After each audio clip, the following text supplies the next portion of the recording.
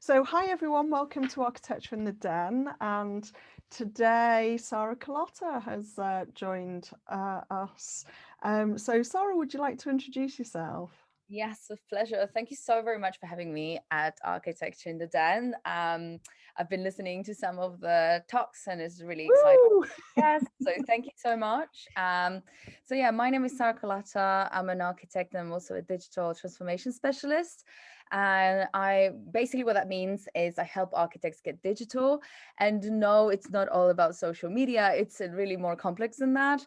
It's very much about turning profit online. So Mhm. how can you use your expertise and what you do and your passions, but also really your business model and move it online for several things. First of all, most importantly, to attract better clients.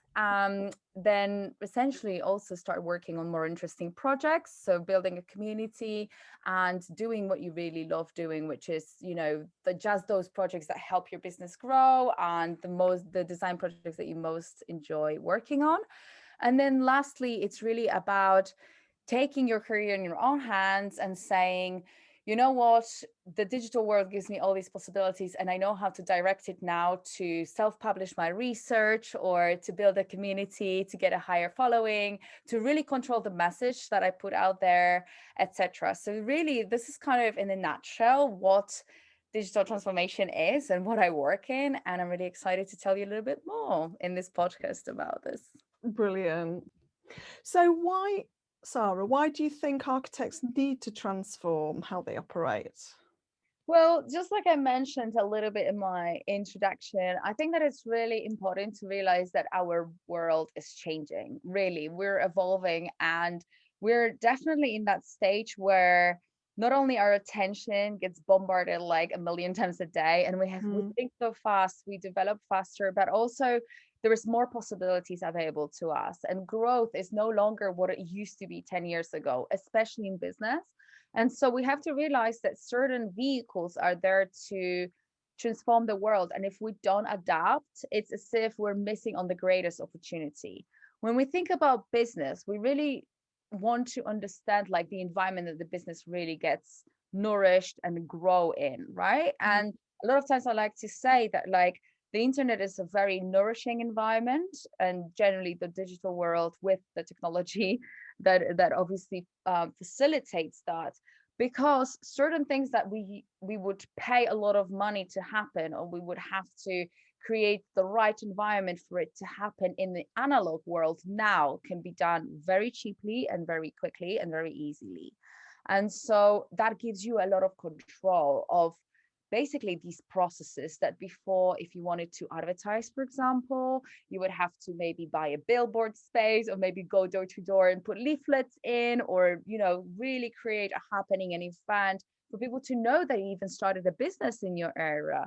But right now, even before you really start selling, you can just go out there and start creating a community, talking to people about your product, what you're doing, what you're good at, and start getting people interested, and they're making money basically on the back of that as well. So I think that it's just, I see that really as a environment that is very nourishing. And I think that this is the reason why architects should really start pay more attention to what digital transformation really offers for architects and for the businesses. And really, what's even more interesting is that it solves some problems that we still have present in the architecture industry and in the way that we run businesses. So if those problems can be solved, why not do it easily by going online?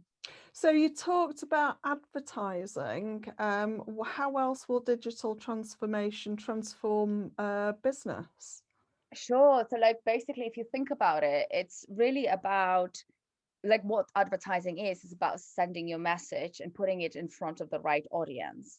And a lot of times in the past, you would have to spend a lot of money to get that message to that customer that really resonates with it. Because if you think about it, if you put your message on the billboard, so many people see it, but not all of them find it relevant.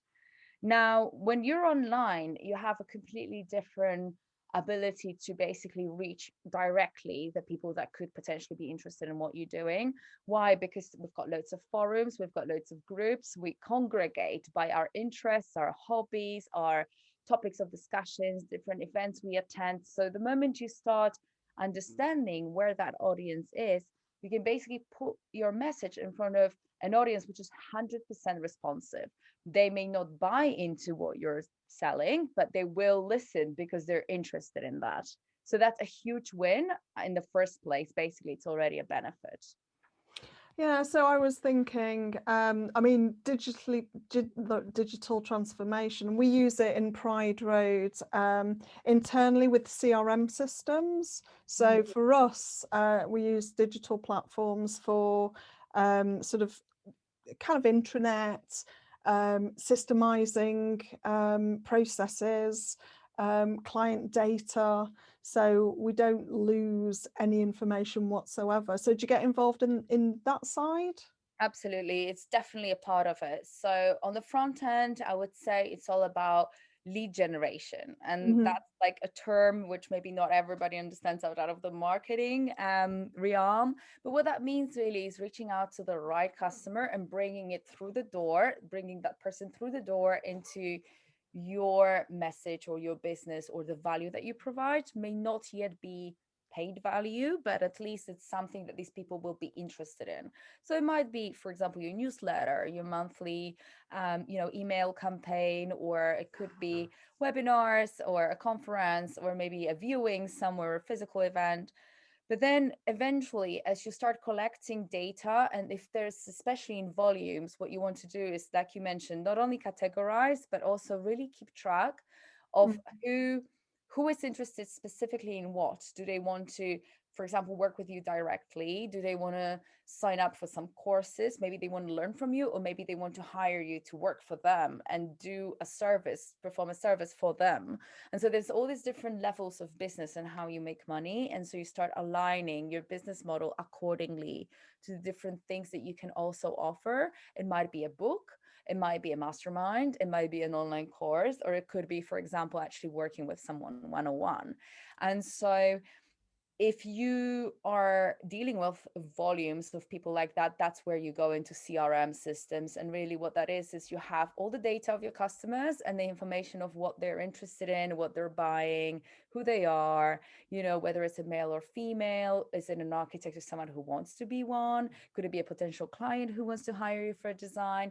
And all that helps you to do is craft a very unique message to each and every one of them, so that if someone's a potential client, they don't get bombarded by emails, for example, from you offering them a course in architecture, because that's not what it's about. So you can basically manage your conversation better, and then that really creates a level of sophistication for your business and more control of your sales as well.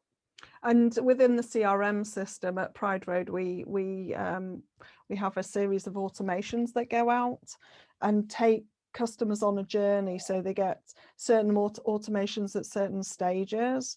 So if they are, if they've expressed an interest but haven't bought from us, or haven't booked a prospect, we'll be pushing them towards that prospect.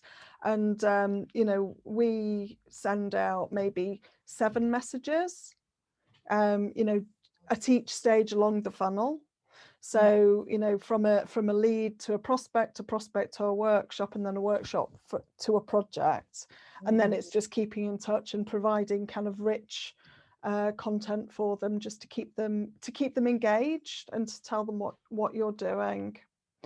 So that's really, because you see, what you just said is a system which is designed around a business model that you practice for Pride Road. And I think that this is really something that is a takeaway for architects that are listening, is that the moment you figure out exactly what is the journey of the customer who comes in through the door and basically gets interested in your products, whichever the actual outcome is, you need to direct them to the right, so to speak, like as if you go to the supermarket and you're looking for you have a specific need that needs to get met.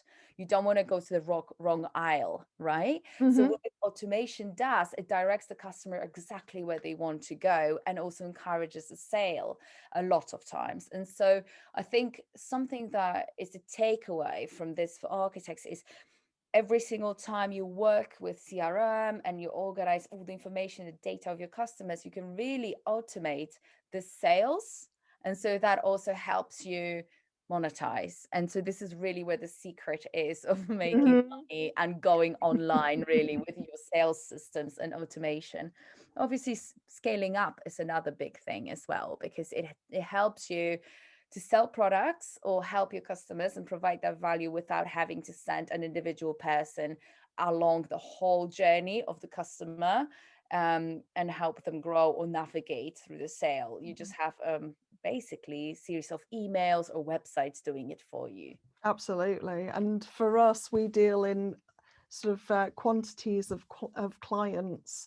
So we're offering a similar product, the same sort of similar messaging all the way through. And when we talk about product, I mean, it can be a bit misleading in the architectural world, because what we're really talking about is architectural services. Mm-hmm.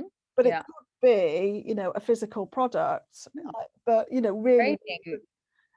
it's a self-contained service that you offer. It's for us, it's a concept design workshop, or it's a planning application, or it's a building regulations application. So it's a service, but we still call them products. So it can be a little bit confusing. Yeah, it's true. And I mean, I think you're right about it. And also, I think that within it's really interesting, that distinction between service and product. And within that distinction, we have to think also that it gives us more possibilities. So, when you look at a lot of practices that are successful, they do research, they publish that research, they analyze it, they publish manifestos, they publish lots of books, so there's a lot of different content that comes out of it, that their work that is outside of just service, that are actually physical products, because it could be a printed book, it could be a workshop, for example, which is a happening, an event, which again is a product of its own. And all of those separate products, so to speak, they have a different price tag, but they also correspond to a different need of your community. So perhaps not everyone is looking for design, but there might be people that will be going there to maybe get certified, or maybe they want to learn something, or maybe they want to collect beautiful architecture, photography, or whatever. So as by all means, they buy a book with your publication of your designs or whatever. But the point is that you nourish your community with a variety of products, and it also helps you diversify your income. Mm-hmm. But it was also interesting in if you kind of see services as different products, you can also think about which products are more profitable, which are more enjoyable, which take the longest, which have you need to do more effort to get the certain outcome. And once you can start distinguishing your offer, then you can look at the profitability of your practice, and it helps you grow. Exactly. And another really interesting that I want to add to it is something that we call a value ladder. So what it means is that sometimes you create a product which you sell in volumes, just so that people can find out about you, so that they come through a door and they do something a little bit more engaged and a little bit of a higher quality with you, eventually potentially hire you on a design project, and basically essentially pay the higher price for your services as you design something for them. But it might be that at the beginning it all starts with just a lecture that they attend, or maybe exactly a series of books that they'll buy for you, or maybe opting into your newsletter or things like that. So there is all these different things that you can sell for maybe €20 or $20, pounds in the UK, but it might be sold in volumes, right? So a lot of times I say that architects, we always are engaged with research, aren't we? A lot of times we work on research already for our master thesis, or essentially just to even finish the university work and things like that, but then also we continue that throughout our career. But a lot of times we don't actually get it published. Not so many practices, and it does happen, of course, take that research and publish it in form of a book. And when that happens, traditionally it was obviously going into publishers, paying for that, and hoping that it gets sold through a multiple of bookstores. But right now with internet, again, You know, you can spread your research in so many ways. And there's people reading all sorts of things online, because there might be another practice that's interested in what you're researching or what you're good at and what you're practicing within your office. And they might want to learn from you, even though they're on the other side of the world, just So, by so reading. what sort of platforms would you use to publish? Are you talking Honestly, blogs or e-blog? blogs, but if it's more advanced research, I would think about self-publishing. You know, Amazon actually helps you to self-publish books, and there is loads of ways to self-publish. You don't need a publisher anymore to get your book out there, and Amazon actually physically prints a book for you with a great hardcover. So something that always saddens me is the amount of research and really valuable information, academic information, is backed up with research and years of really energy going into it, that at the end, when we get that degree, it just lands in dusty libraries. You know, but that research is not only something that created you as an architect to go out there and start, you know, maybe designing with more consciousness, or maybe changing your practice towards what you know, right? What you research, what's your background and things like that, or those motivations that are within this academic research. So why not use that as your manifesto, as your design manifesto, or a way in which you can actually position your practice to like actually communicating, hey, we resolve those problems. This is something we're interested in. And we don't only research about this, but we also drive innovation and solutions forward with design. And, you know, when you look at, for example, Big, right? That's what he did when he started his practice. He didn't just start with building. He started with writing less is more. Why? Because there was a fashion around writing manifestos, but it was also an opportunity for him to put all his thoughts down and get that published. So now you understand his approach to building and to design methodology because you read his books, and you understand what the process of thinking is behind the work of an architect. And if he just wrote that and it ended up being in a dusty library, it would just not help the business, and it wouldn't help forming the real idea and the message that the business can carry forward through the design, if you know what I mean. So I think it's really important to see those digital transformation tools as opportunities for us also. So, what are the key steps architects should take in thinking about digital transformation?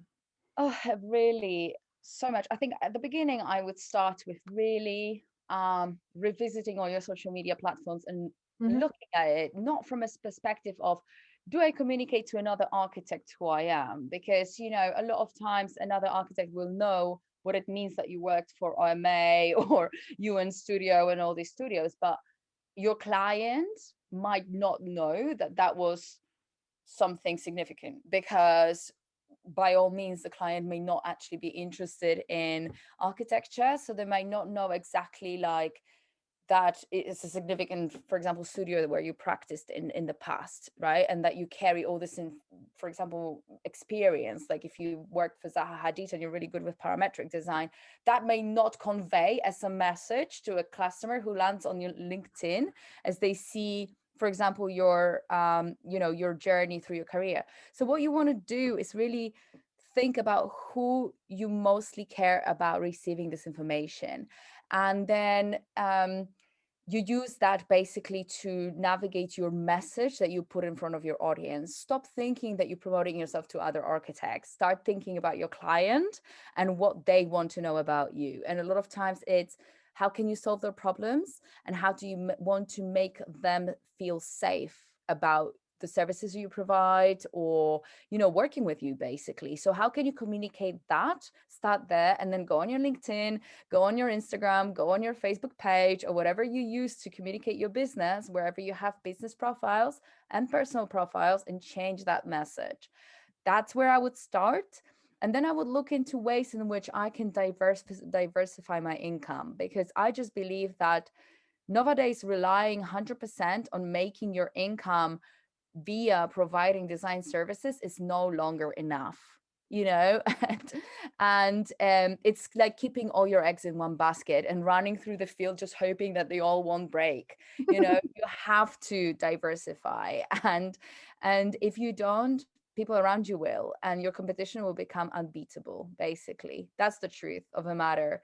Digital What sort of transformation. thing are you talking about with diversification that's going to get you in front of clients? Honestly, it's just about understanding how to approach your client, Mhm. where they are at, where do they agglomerate, what sort of problems you can solve, and then thinking, how can I best solve them? Because sometimes what the best solution would be is organizing maybe a little meetup, local meetup where you can cover certain issues that relate to your customers and show that you care and that you use your expertise to put solutions forward, and then that can bring people through the door to your design business. But how you would do that is either through maybe organizing an event or maybe a webinar, or maybe putting forward a different solution. So again, going back to these different tools available, it could be a mini course, it could be whatever. I just think it's important to start thinking outside of the box and really focus your attention on your customers. So And then you talk about charging for these events. yes, of course, unless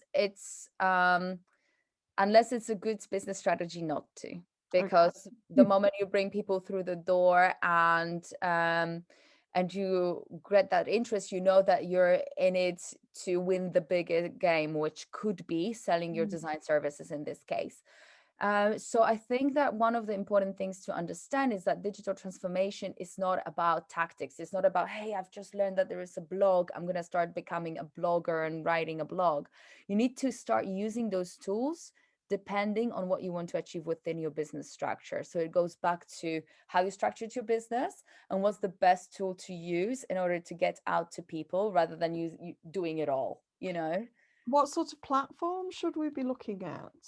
Mainly social media, I would say, mainly LinkedIn, but Mhm. also a lot of clients are on Instagram. And of course, clients will be using Instagram and Google search to find local architecture practices.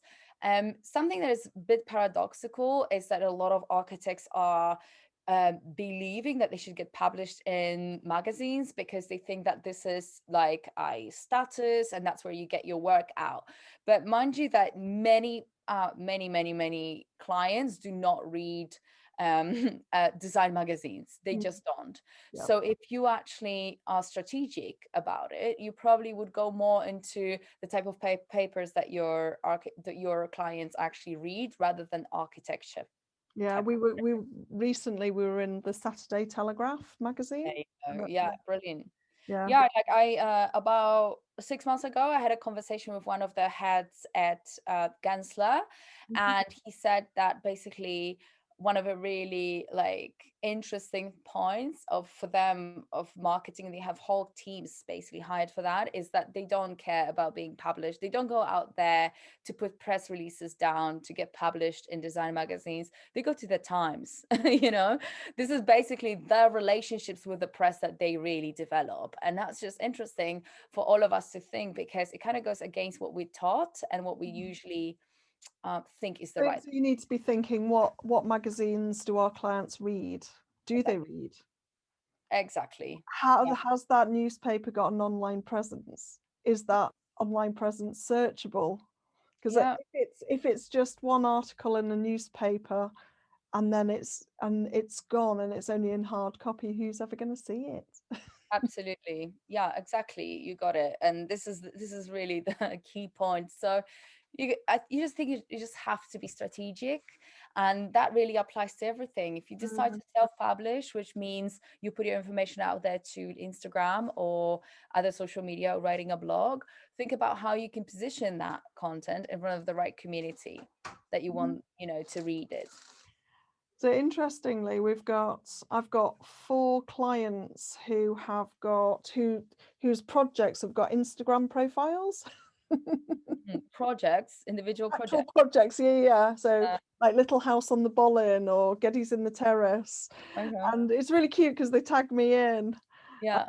So just watching it for the moment. I'm not quite sure how to capitalize on it, Yeah. but I'm hoping that there's going to be lots of other people or similar people looking and hopefully tying in with it. Yeah, sure. I would just suggest to, whenever you're thinking about this, the best solution is to basically promote the bigger picture. So promote your brand or your name as a designer. Don't promote individual projects, because the moment the project is done, your Instagram page is, you're gonna naturally move on from that. And then it just becomes that dead content that once people followed, and now you don't create anything new for them. But if you do promote yourself under your brand, people will follow you through projects, through time, as you grow, and they will, that is going to be definitely a better strategy for your business. I need to find a way to link to these projects, because they're kind of like mini case studies that clients are doing for themselves. You know, it's there's got to be a way to do it. Maybe we should have a chat offline about it. With pleasure. So, are there any downsides to tech?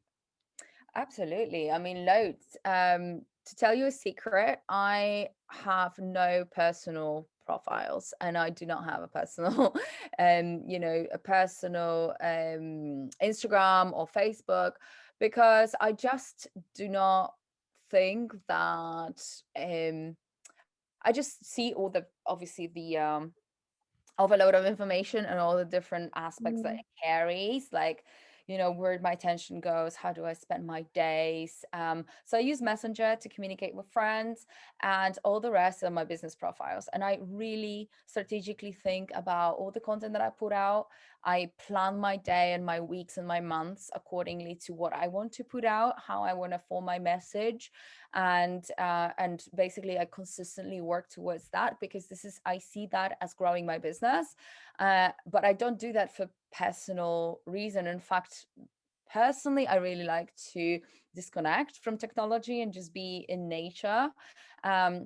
So I think that there is a lot of downsides to it, but it is just something that if you find the right balance, especially if you see the positives in that, and you start connecting that link between a post and then income for your business, this is really where it really is a worth game to get into. And you start, and really honestly, what I do is I use a outdoor posting platform like Hootsuite at the moment. I was using Meet Guy before, various things I've tried. But basically, it's really what it is software that allows you to plan your content forward, and it automatically posts it to different platforms. So what that means is that I'm not actually sitting there 5 times a day and posting this blog post and this podcast and reposting this and da-di-da-di-da.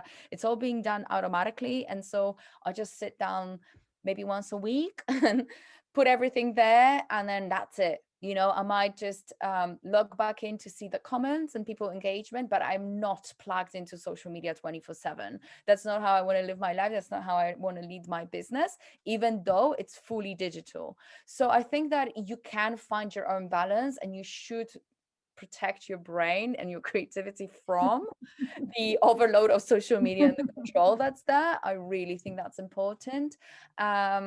So do it strategically, and think about it like you think about your business, like you strategize around your sales, strategize around your marketing and digital marketing too. That sounds like a great point to leave on. So thank you very much, Sara Kolata, for talking about digital transformation. Is there, if anyone wants to find out more about you, you've got a podcast? Yes, I have a podcast. Very, very excited. I launched a new podcast, which in fact is not just a podcast, it's actually a publication series called Profitable Architect Online. And the purpose behind this is really for me to kind of rise up a little bit more to a role of a mentor, because I've been doing training and teaching. I have a mastermind, and I have clients, private clients I work with, also online courses that help architects get digital. And I've been doing all of this sort of with one-on-one working with clients, but now I want to teach a little bit more about this. And so this podcast really is a place where I'm planning to do that. It's been launched about 3 weeks ago, and I'm still warming up the story and the community, sharing a little bit of my personal experiences and explaining why I'm doing what I'm doing, because I believe that your why is extremely important.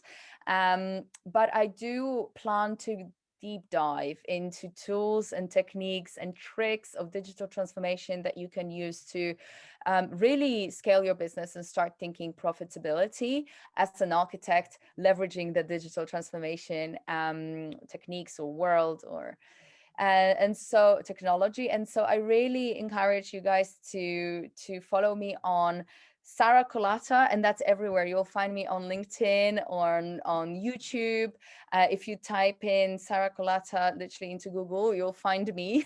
I have a Medium blog and Facebook. Please connect, and that's where I post my content. So whether it's Profitable Architect Online Podcast, which already is on iTunes and a lot of other things, or it's on YouTube, those are the main places where I post all my content. So that's great. Well, thanks very much for coming on this podcast. And if you found this interesting, then please subscribe. We're on Spotify as a podcast. We're on YouTube. If you're interested in coming on as a guest, please get in contact with me, Lisa Raynes. And if you look back at our back catalogue, we've got loads of interesting guests. We've got Ryan Willard, we've got Jason Boyle, Stephen Drew, Simone de Gaulle. So please have a look back through, and thank you very much for listening.